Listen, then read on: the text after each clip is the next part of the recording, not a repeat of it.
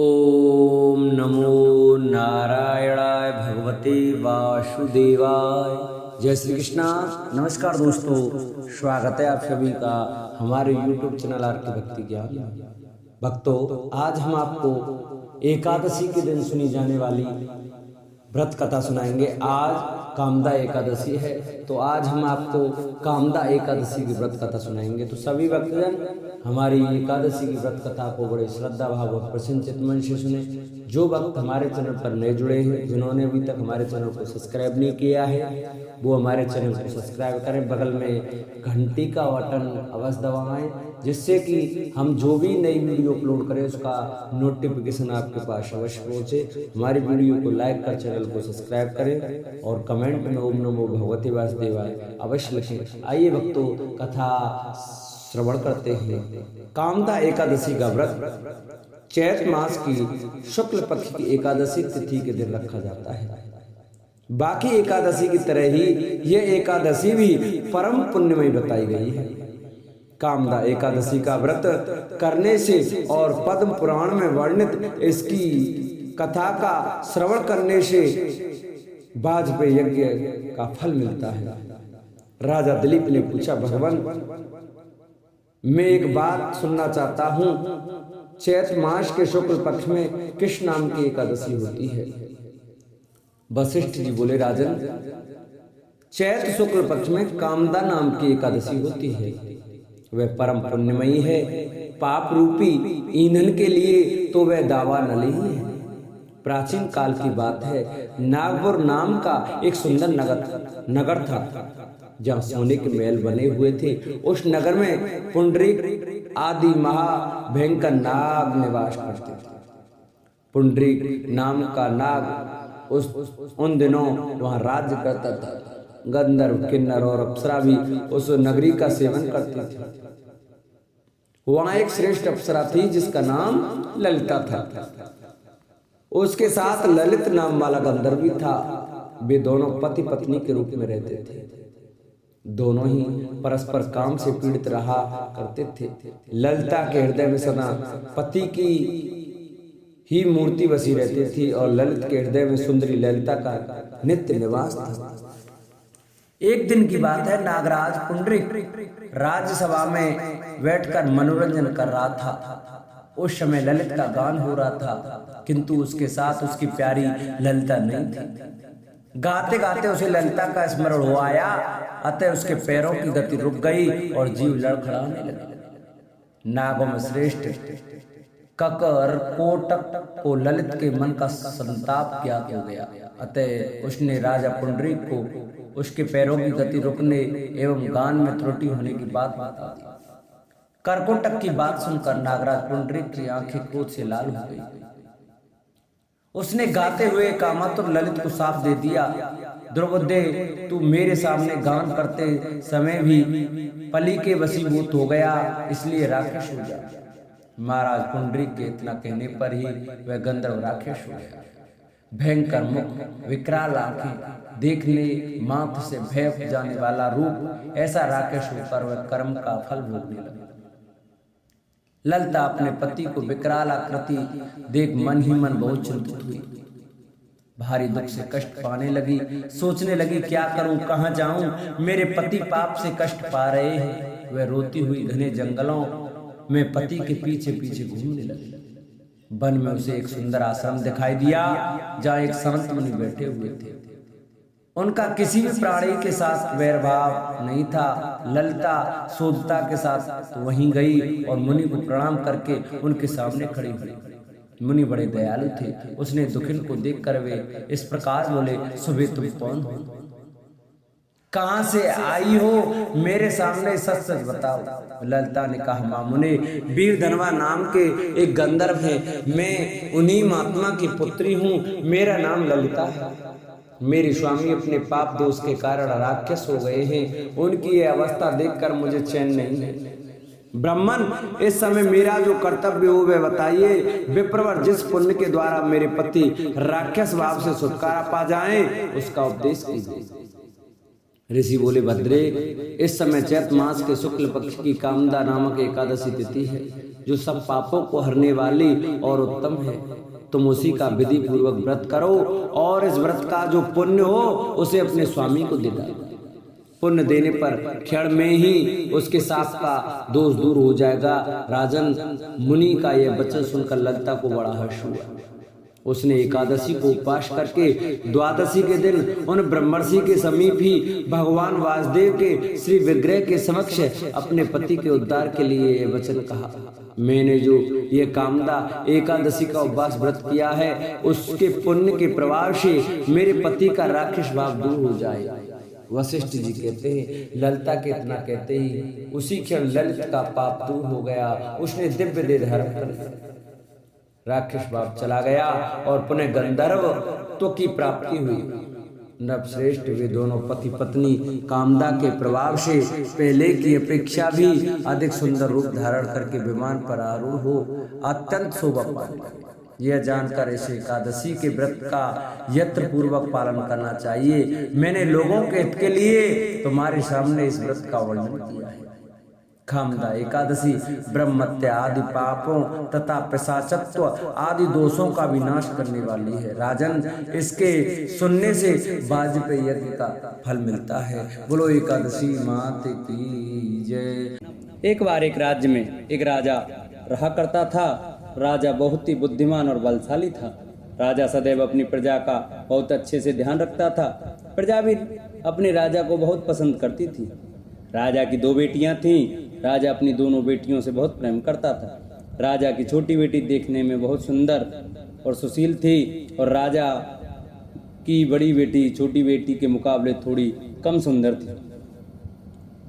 राजा भी अपनी छोटी बेटी को बड़ी बेटी से अधिक प्रेम करता था, जिस कारण राजा की बड़ी बेटी को अपनी छोटी बहन से बहुत नफरत होने लगी। राजा की दोनों बेटियां जब बड़ी हो गईं, तब एक पड़ोस राज्य में रहने वाला राजकुमार राजा की बड़ी बेटी के लिए रिश्ता लेकर आया। लेकिन जैसे ही उस राजकुमार की नज़र राजा की छोटी बेटी पर पड़ी तो वह राजकुमार राजा की छोटी बेटी पर आकर्षण हो गया और उसने पहली नज़र में प्रेम कर बैठा। उस राजकुमार ने राजा की बड़ी बेटी के साथ विवाह करने से मना कर दिया और उसने राजा से कहा कि मैं आपकी छोटी बेटी से विवाह करना चाहता हूँ। जिसके बाद राजा की बड़ी बेटी ये देखकर बहुत दुखी हुई और अपनी छोटी बहन से बहुत क्रोधित हुई और राजा की बड़ी बेटी ने अपनी छोटी बहन को अपना सबसे बड़ा दुश्मन मान लिया। राजा की बड़ी बेटी ने अपनी छोटी बहन से बदला लेने का निर्णय लिया, जिसके लिए उसने अपनी छोटी बहन को जान के से मारने का प्लान बनाया। राजा की बड़ी बेटी ने अपनी छोटी बहन को मारने के लिए सबसे पहले एक लड्डू में जहर मिलाकर अपनी छोटी बहन को दे दिया और उसको लड्डू खाने के लिए कहा। लेकिन लड्डू खाने के बाद भी छोटी बहन को कुछ नहीं हुआ। बड़ी बहन ये देखकर बहुत आश्चर्यचकित हो गई, लेकिन बड़ी बहन ने हार नहीं मानी और उसने जब रात में छोटी बहन अपने कमरे में सो रही थी तब एक मटके में सांप रखकर उसे कमरे में छोड़ दिया। लेकिन सांप भी छोटी बहन का कुछ नहीं कर पाया। जिसके बाद बड़ी बहन ने अपनी छोटी बहन से कहा कि चलो हम लोग कुएं में से पानी भरकर लाते हैं, जिसके लिए वे अपनी छोटी बहन को पानी भरने के बहाने कुएं पर ले गई और उसने अपनी छोटी बहन को कुएं में धक्का दे दिया। लेकिन छोटी बहन को तब भी कुछ नहीं हुआ, क्योंकि हर बार ग्यारस माता उसकी रक्षा कर रही थी। और उधर बड़ी बहन अपने सारे प्रयासों के बाद अब असफल हो रही थी, जिससे वह बहुत क्रोधित होती जा रही थी। फिर उसने अपनी बेटी छोटी के बहन के पास जाकर उसने खुद ही पूछा कि मेरी छोटी बहन, तुमको पता है भगवान ने सबकी मृत्यु एक निश्चित समय पर लिखी हुई है और कैसे तुम्हारी मृत्यु होगी, क्या यह तुम जानती हो? तब छोटी बहन ने अपनी बड़ी बहन को बताया कि हाँ, मैं तो जानती हूँ मेरी मृत्यु कैसे होगी। छोटी बहन से यह सुनकर बड़ी बहन मन ही मन बहुत प्रसन्न होने लगी और उसने अपनी छोटी बहन से कहा कि तो मुझे अपनी मृत्यु का राज बताओ। छोटी बहन ने अपनी बड़ी बहन से कहा कि मेरी मृत्यु तो एक तोते में है, जो तोते के गले में एक हार है, उससे मेरी मृत्यु होगी। जब तक कोई भी व्यक्ति तोते को मारकर वह हार अपने गले में पहनेगा तो मैं मूर्छित हो जाऊंगी, और जैसे ही उस हार को अपने गले से उतारेगा तो मैं वापस से जीवित हो जाऊंगी। अपनी छोटी बहन की मृत्यु का राज जानकर बड़ी बहन बहुत ही खुश हो गई और उसने अपनी छोटी बहन को मारने के लिए उसके पालतू तोते को ढूंढना शुरू कर दिया। और छोटी बहन को इस बात का आभास हो गया कि कोई उसकी जान लेना चाहता है, जिसके लिए वे अपने पिताजी के पास गई और उसने अपने पिताजी से कहा, पिताजी मेरी मृत्यु के बाद आप मुझे जलाइएगा मत, बल्कि आप मुझे अपनी पुरानी वाली हवेली में एक पलंग में लटा कर छोड़ दीजिएगा। अपनी छोटी लड़की की यह बात सुनकर राजा बहुत आश्चर्यचकित हो गए। राजा ने अपनी छोटी बेटी से पूछा, बेटी तुम या कह रही हो? तब राजा की छोटी बेटी ने बताया, पिताजी समय किसी के लिए नहीं रुका है, कब क्या हो जाए किसी को कुछ पता नहीं है। और फिर राजा ने अपनी छोटी बेटी से कहा कि तुम ऐसी बातें क्यों कर रही हो, 2-3 दिन में तो तुम्हारा विवाह है। लेकिन छोटी बेटी ने अपने पिताजी को ऐसा करने पर मजबूर कर दिया और उनसे वचन ले लिया। राजा ने भी अपनी छोटी बेटी की बात स्वीकार कर ली और 2-3 दिनों के बाद जब शादी का समय आया तब राजकुमार बारात लेकर राजा के घर आया और राजकुमार और राजा की छोटी बेटी का विवाह शुरू हो गया। जैसे ही राजा की छोटी बेटी राजकुमार के साथ फेरे लेना शुरू करती है तो उसकी बड़ी बहन अपनी छोटी बहन के कमरे में जाकर उसके तोते को पकड़ लेती है और उसको जान से मार देती है। तोते की गले में जो हार था उसको अपने गले में धारण कर लेती है। जैसे ही बड़ी बहन उस हार को अपने गले में धारण करती है तो उधर छोटी बहन 3.5 फेरे ही ले पाती और वहीं पर बेहोश होकर गिर जाती है। जिसके बाद राजा ने बड़े बड़े दर्द हकीमों को बुलाया और अपनी छोटी बेटी का इलाज करने के लिए कहा। राजा की बात सुनकर वैद्य भी छोटी बेटी को जब चेक किया तो राजा को बताया कि आपकी छोटी बेटी न तो जीवित है और न ही मरी हुई है, यह मैं ऐसा पहली बार देख रहा हूँ। राजा ने वैद्य और हकीम को यह बात बाहर बताने से मना कर दिया और उनको कहा कि अगर तुमने यह बात किसी को बताई तो हम तुम्हें फांसी देंगे। राजा ने अपनी छोटी बेटी को पुराने महल में जाकर एक पलंग में लेटा दिया और वहाँ पर कुछ सैनिकों को तैनात कर दिया।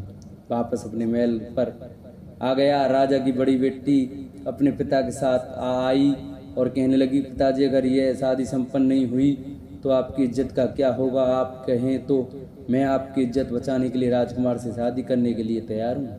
जिसके बाद राजा ने अपनी बड़ी बेटी की बात मान ली और राजा ने बड़ी बेटी को छोटी बेटी के कपड़े पहनाकर मंडप पर भेज दिया। लेकिन राजकुमार ये जान गया कि यह राजा की छोटी बेटी नहीं बल्कि यह राजा की बड़ी बेटी है।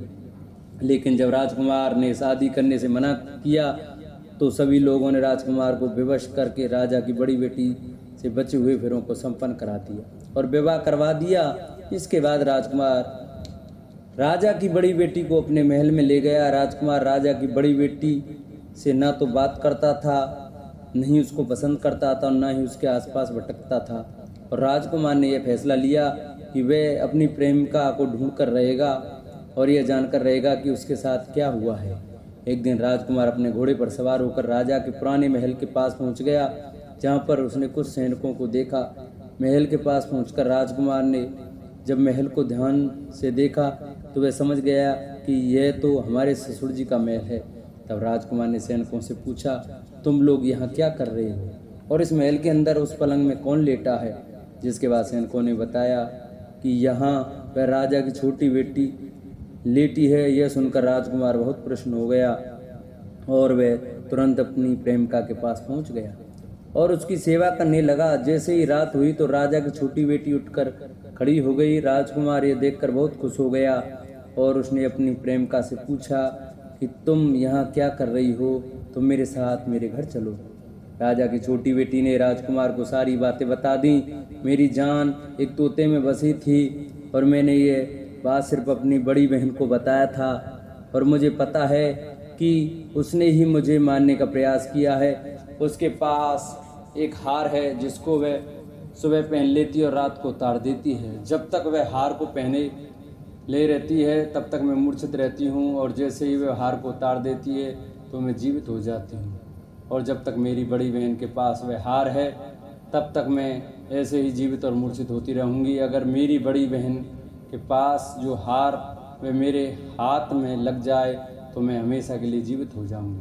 राजकुमार यह बात सुनकर राजा की छोटी बेटी के पास रहने का निर्णय ले लिया और उसने अपने बचे हुए सारे फेरे उस पलंग में लेटी राजकुमारी की छोटी बेटी के साथ लिए और अपना विवाह पूर्ण कर लिया और वहीं पर ही रहने लगा। देखते ही देखते कुछ समय में राजा की छोटी बेटी और राजकुमार की पत्नी पेट से हो गई। एक दिन राजकुमार को किसी काम से बाहर जाना पड़ा, तब छोटी बहन के पेट में बहुत तेज से दर्द होने लगा, जिसके बाद उसने 11 माता का आह्वान किया, जिसके बाद वह 11 माता प्रकट हुई और उन्होंने अपने भक्तों के दर्द को दूर किया और एक पुत्र की प्राप्ति करवाई। और वहीं पर अचानक से राजकुमार भी आ गया। राजकुमार ने 11 माता को देखा तो वह आश्चर्यचकित हो गया और उसने तुरंत माता को प्रणाम किया। और 11 माता ने राजकुमार से कहा कि जब तुम्हारा तो 5 वर्ष का हो जाए तो तुम अपनी पत्नी का हार आकर इसके गले में डाल देना। और देखते ही देखते राजकुमार और राजा छोटी बेटी का पुत्र 5 वर्ष का हो जाता है। तो राजकुमार अपने बेटे से कहता है कि बेटा, मैं कुछ काम से बाहर जा रहा हूँ, तुम अपनी माता का ध्यान रखना। और वहाँ से चला जाता है। राजा को बाहर निकलता देख बड़ी बहन के सैनिक देख लेते हैं और बड़ी बहन को जाकर सारी बातें बता देते हैं, जिसके बाद बड़ी बहन अपनी छोटी बहन के पुत्र को वहाँ से उठवा लेती है और उसको मरवा देती है। छोटी बेटी के पुत्र के 2 टुकड़े करवा देती है। पहला टुकड़ा चक्की के पास छुपा देती है और दूसरा टुकड़ा अपने पलंग के नीचे रख देती है। अब 11 माता भिखारी का रूप लेकर आती हैं। एक भिखारी का रूप धरकर बड़ी बहन के पास चली जाती हैं, जिसके बाद वहाँ पर भिक्षा मांगने लगती हैं। बड़ी बहन अपने नौकरों से कहती है जाकर भिक्षा दे दो, लेकिन जैसे ही नौकर 11 माता को भिक्षा लेने के लिए आते हैं तो माता उन्हें मना कर देती है और कहती है कि मैं तुम्हारी महारानी से ही भिक्षा लूँगी। जिसके बाद बड़ी बहन स्वयं भी भिक्षा देने के लिए माता के पास आती है। तब माता एक बिल्ली का रूप लेकर उसके कमरे में चली जाती है और वहाँ पर छोटी बेटी के पुत्र के 2 टुकड़ों को आपस में जोड़ देती है और उसे जीवित कर देती है।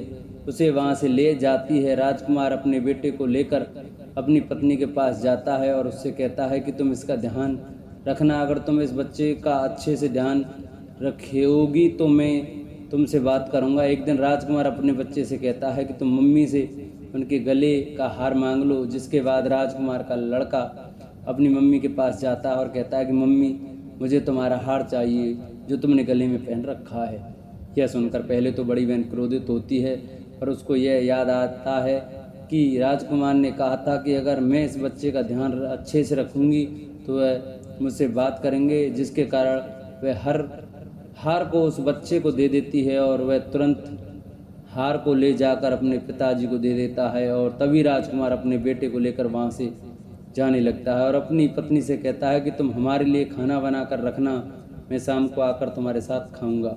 और वह अपने बेटे को लेकर वहाँ से चला जाता है। जिसके बाद वह राजा के पास जाता है और उनको सारी बातें बता देता है।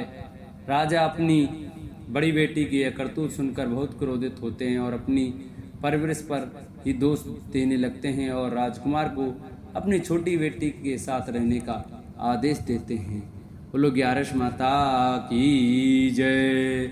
जिन भक्तों को हमारी वीडियो अच्छी लगी हो वो हमारी वीडियो को ज़्यादा से ज़्यादा शेयर करें, चैनल को सब्सक्राइब करें, वीडियो को लाइक करें और कमेंट में 11 माता की जय लिखना न भूलें। बोलो 11 माता की जय। बोलो विष्णु भगवान की जय।